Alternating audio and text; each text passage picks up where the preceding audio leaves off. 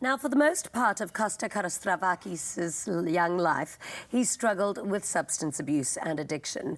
After dealing with the root of the problem, Costa has been proudly clean for 13 years. His life experience led him to write a memoir titled I Am Costa, From Meth to Marathons, and it has become a national bestseller. He joins us in the studio to share his stories. Please do connect with us online if you would like to ask Costa any kind of question, and don't forget to add the hashtag Afternoon Express to your comments. Welcome to the show. Thank you very much. Congratulations on lucky number 13. Yep, absolutely. Thank you. Well, 13 and 3 months clean. Amazing. Well done.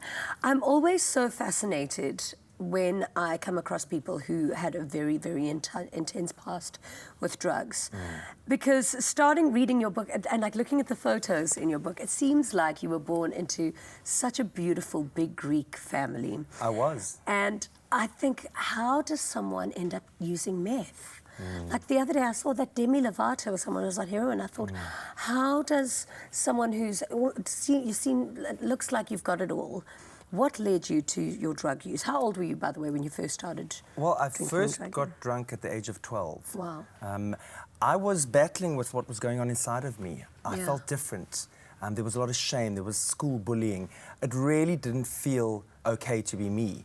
And the first time I had a drink, I was like, this is taking away that feeling of pain that I didn't understand. At 12. And yeah, I had a little too much to drink at 12. I never picked up hard drugs until much later in life.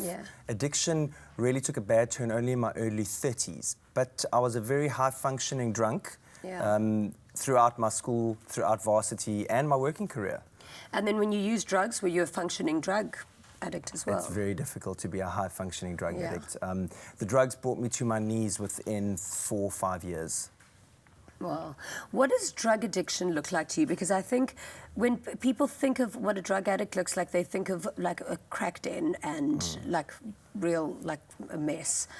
What did it look like for you? Funny enough, it takes you there. I mean, the first time I used crack, I was on holiday in Mexico. I was staying in a beautiful resort on the Caribbean, and I was using in a crack den on the outskirts of town.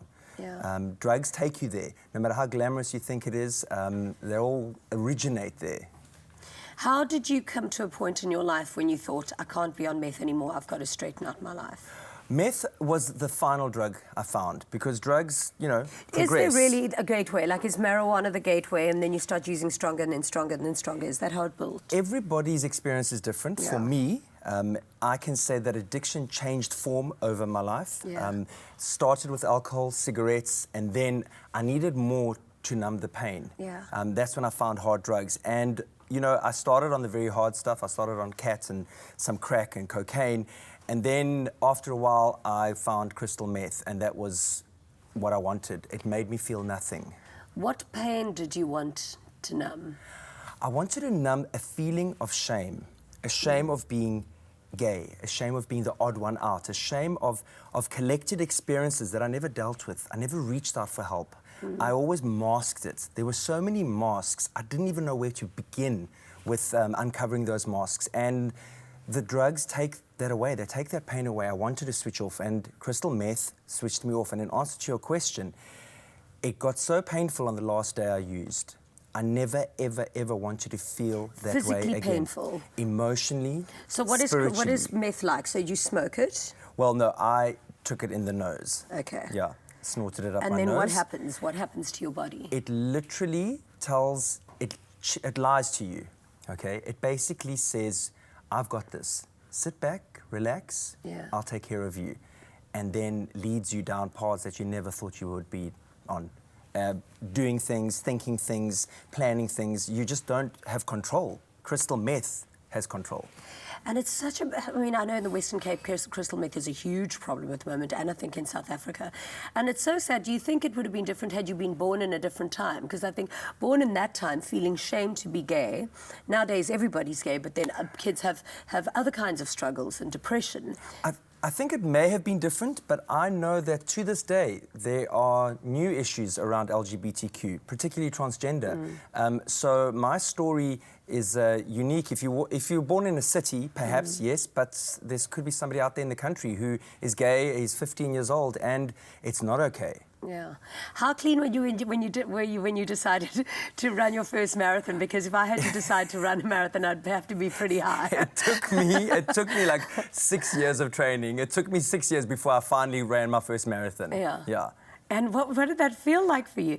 Because can anybody do it? I wish I was a runner. Let me tell you, I live close to the promenade, and when I see these people running and that they make it look easy, I think, oh, that's my dream, and I cannot do it. You'd think it's one foot in front of the next. It's not. It's so hard. How did you do it? I did it one block at a time. Okay. Okay, literally, I got out of bed one day and I ran once around the block. Yeah. I came home and I celebrated it. Yeah. And in my book, I talk about aiming low. You know, don't aim for a marathon. Okay. Just aim to go up and down the promenade once. Okay. Text everybody when you finish and celebrate their little victory, because it's those little ones that lead you to a marathon. A marathon is run 1 kilometer at a time. Yeah. And you train just a little bit extra. We all just want to do comrades and jump out of bed and do that. I No. know. I want to start at the winning line. Join me on a park run. Join me on a 5K Amazing. run. Okay. So now your book must have been another marathon to take on, but I mean, well done. It's really good. Who must read it? Okay, so anybody who knows anybody who's struggling with addiction or has somebody in their family who's struggling with addiction, but it's a universal story of, I like the word othering. You know, we all feel other than at one stage in our lives. And a lot of people have said that they relate to my book, even if they've never tried drugs, even if they don't understand the LGBTQ world, but they've always felt other than, or they can relate to it. Yeah. It's also quite funny in places, really heart-wrenching in other places, and it's an easy read. And it's got pictures. Yeah, I love the pictures as well, and I love the story. I just want to know, just for everybody that's going through a tough time or suffering from addiction at home, do you still struggle with it? Like, I know you've been clean for 13 years. Is it easy for you to be clean now? Staying clean is my full-time job. Okay. Daily, I check in with people. Weekly, I check in with specialists.